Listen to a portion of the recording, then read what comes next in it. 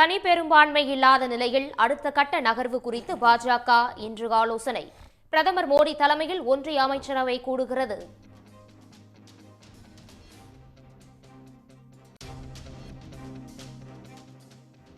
India கூட்டணி கட்சி தலைவர்கள் டெல்லியில் இன்று அவசர ஆலோசனை.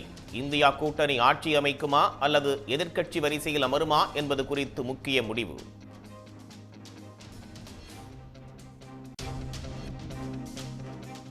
தமிழ்நாடு, புதுச்சேரியில் 40 தொகுதிகளும் கைப்பற்றிய திமுக கூட்டணி 2004 கலைஞர் பெற்ற வெற்றியைப் போலவே சாதித்து காட்டிய மு.க.ஸ்டாலின்.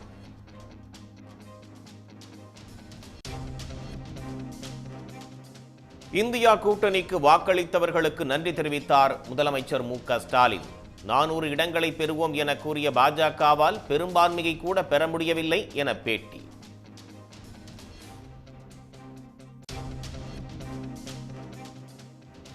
ஜெயலலிதா மறைவுக்கு பிறகு பழனிசாமி தலைமையில் அதிமுக சந்தித்த 9வது தேர்தல் தோல்வி.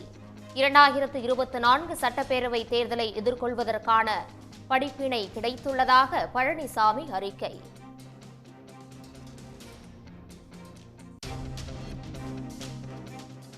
போட்டியிட்ட அனைத்து இடங்களிலும் தோல்வியை தழுவிய அதிமுக சில தொகுதிகளில் 3 மற்றும் 4ஆம் இடத்திற்கு தள்ளப்பட்டதால் அதிர்ச்சி.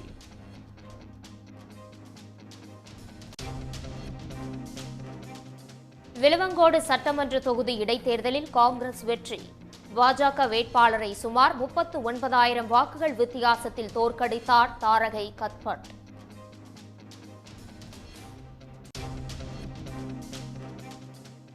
இந்தியாவிலேயே அதிகபட்சமாக 10 லட்சம் வாக்குகள் வித்தியாசத்தில் வென்ற காங்கிரஸ் வேட்பாளர். அசாம் துப்ரி தொகுதியில் போட்டியிட்ட ரஹிபுல் ஹுசேன் இமாலய வெற்றி.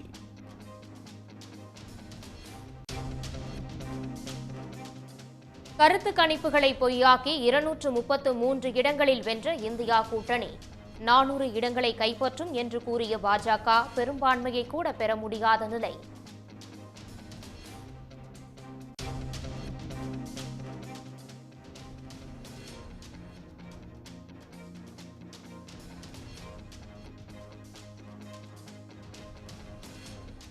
ஸ்மிருதி இரானி உள்ளிட்ட 13 ஒன்றிய அமைச்சர்கள் தேர்தலில் தோல்வி.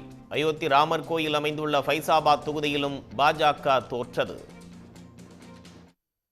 உடனுக்குடன் செய்திகளை தெரிந்து கொள்ள சன் நியூஸ் பெல் ஐகானை கிளிக் பண்ணுங்க.